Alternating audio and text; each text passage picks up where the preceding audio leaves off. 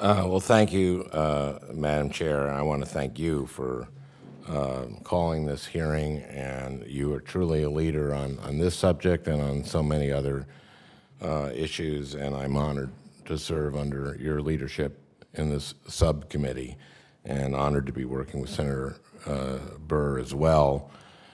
And I can't think of a better topic for your first hearing as chair of the subcommittee than the one that the chair has chosen, getting the most bang for our buck by investing in quality early education and care.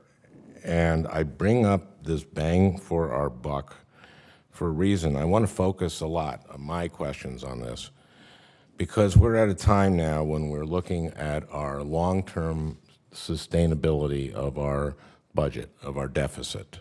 Long-term sustainability. We are going to be around here for a long time. We're all going to be around for a long time. America is going to be around for a long time. The human race is going to be around for a long time. So we're talking about long-term sustainability and what's the smart way to spend our dollars. I would love to hear more about the study that Senator Burr, the longitudinal study that Senator Burr talked about in North Carolina. He said birth to five. And talked about all the data that came out of that. And that's what we know. That's what we know.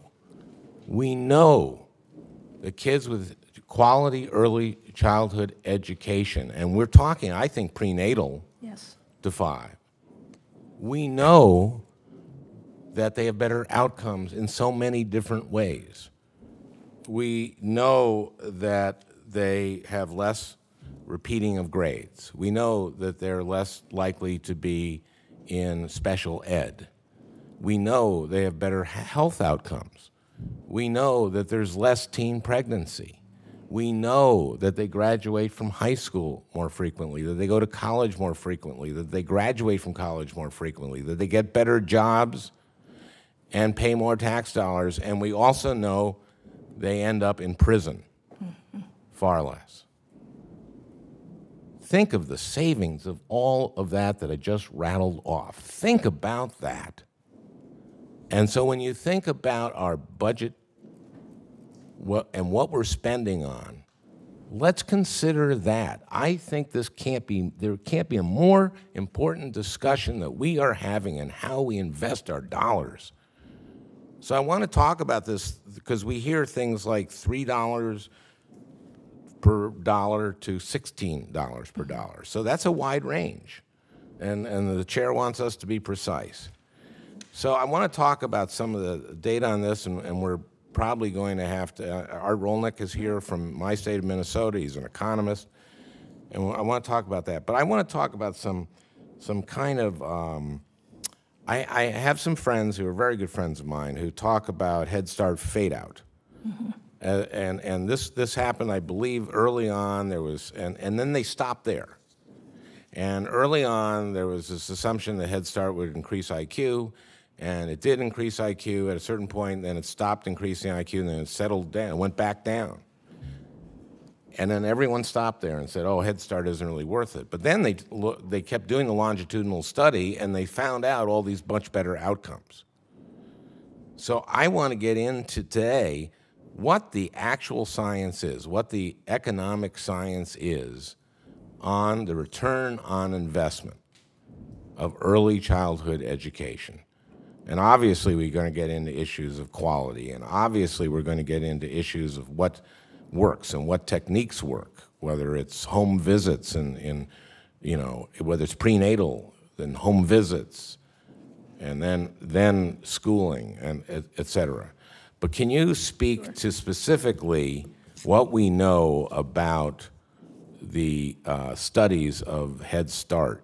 Sure. Well, let me mention the study that you referred to from North Carolina, the Abecedarian study, and I know that Art will give us the investment angle on this, but one of the interesting things about that study is that it focused on 0 to 5, the whole continuum the program did, and it was full day.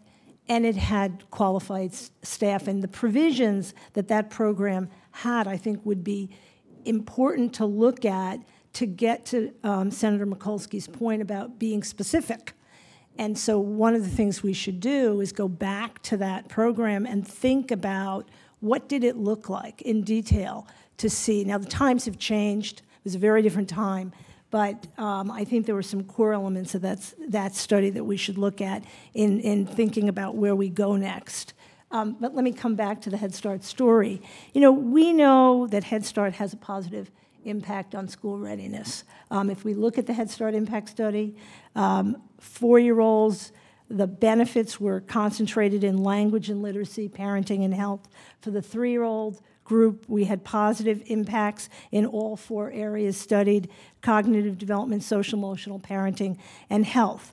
Looking across the entire group at the end of 1st grade, the positive gains were not sustained in this particular study. However, there were positive subgroup findings for the 3-year-olds, children in non-urban settings, special needs children for the 4-year-olds, dual language learners. We think that there were positive impacts of Head Start, and that what the literature is telling us is that we need to think about the continuum of services. It's critically important. 2 things we took out of that study. One, that we had to intensify our impacts. In other words, we had to improve our services to make sure we get stronger outcomes. It feels like we get more bang for the buck the more comprehensive it is, and and that's when we talk getting into specifics. If we invest in the right way and get the biggest outcome, I think it's obvious that's what we have to do. And I'm running out of time, so I want to follow the chair on this. It's just the other side of this is that what percentage of our high needs kids and low income kids in this country are being served? Yeah, well, I'll tell you the Head Start statistics, and they're of children, infants, and toddlers in the United States in poverty, less than 5% are in early Head Start. In Head Start, it's a little less than half of the children in poverty. So we've got a long way to go. Yes. Okay, thank you, Madam Chair.